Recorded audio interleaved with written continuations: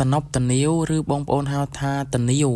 បឹងតនីវគឺជាបឹងមួយដែលមានភាពស្រស់ស្អាតមិនចាញ់សហគមន៍បឹងឈូកឬក៏សហគមន៍ទេសចរផ្សេងប្រមាណទេបឹងនេះក៏ធ្លាប់មានភ្ញៀវជាតិអន្តរជាតិមកលេងកម្សាន្តញ៉ាំអុយលេងពីមុនឥឡូវដោយកត្តាផ្សេងទៅ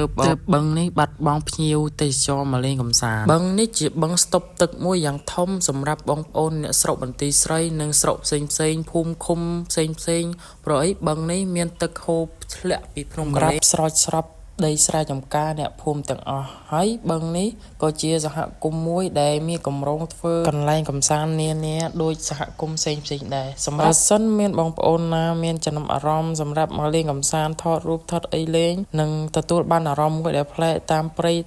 ព្រឹក្សារួមនឹងបឹងនេះជិបនឹងជើងភ្នំបូកទៀតទេសភាពគឺញាក់ស្រេចបងប្អូនហើយមើលទៅទេសភាពអ្នកចូលចិត្តថតរូបកម្សាន្តលេងល្ងាចអាចមកញ៉ាំគ្នាមកថតរូបទីតាំងក៏មិនយ៉ាប់ជិះដែរទីតាំងស្រួលរកទេបងប្អូននៅជិះតាមផ្លូវភូមិអូតតឹងឬក៏ភូមិថ្នល់អូតតឹងមកដល់នឹងភូមិដែលសួរគេសួរឯងទៅភាសាបឹងនេះខានមកយូរចេះទេសភាពគឺញាក់សាច់បងប្អូនថ្ងៃនេះញ៉ាំពីអ្នកប្អូនមកដល់លេងដោយសារ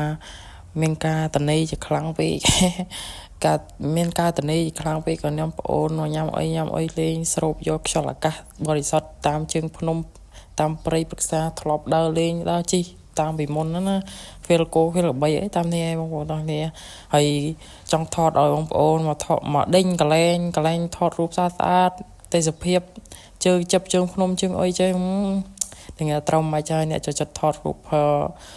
វីដេអូអីអ្នកត្រូវមកចាយព្រោះអីចង់សបផ្សាយសហគមន៍នៅក្នុងភូមិដូចជាកន្លែងដើរលេងនៅក្នុងភូមិឲ្យបងប្អូនអ្នកមើលផ្សេងបានស្គាល់បានឃើញកន្លែងដែលយើងអាចដើរលេងបានថតរូបបានអញ្ចឹងណាបងប្អូនឥឡូវវីដេអូយើងក៏មានតែប៉ុណ្ណេះបងប្អូនអត់បានវិញឆ្ងាយវិញឡាយទេបើបងប្អូនទស្សនិកជនឃើញវីដេអូនេះកុំភ្លេចមកទស្សនាលេងកម្សាន្តនៅពេលម៉ោង 4 ម៉ោង 5 អីសម្រាប់អ្នកក៏ចិត្តមើលថ្ងៃលិចទាំងត្រង់ម៉ាច់ហើយតំបន់នេះហើយក៏វីដេអូយើងមានតែប៉ុណ្ណេះបងប្អូនកុំភ្លេច share ឲ្យបងប្អូនអ្នកផ្សេងបានឃើញផងសម្រាប់ដើរមកលេងកម្សាន្តទាំងអស់គ្នាបងប្អូនជួយ share ផងបាយបងប្អូនទាំងគ្នាជួយ follow page ខ្ញុំនេះមួយផងដើម្បីលើកទឹកចិត្តខ្ញុំធ្វើវីដេអូតទៅមុខទៀតឲ្យបងប្អូនទស្សនាណាបាយ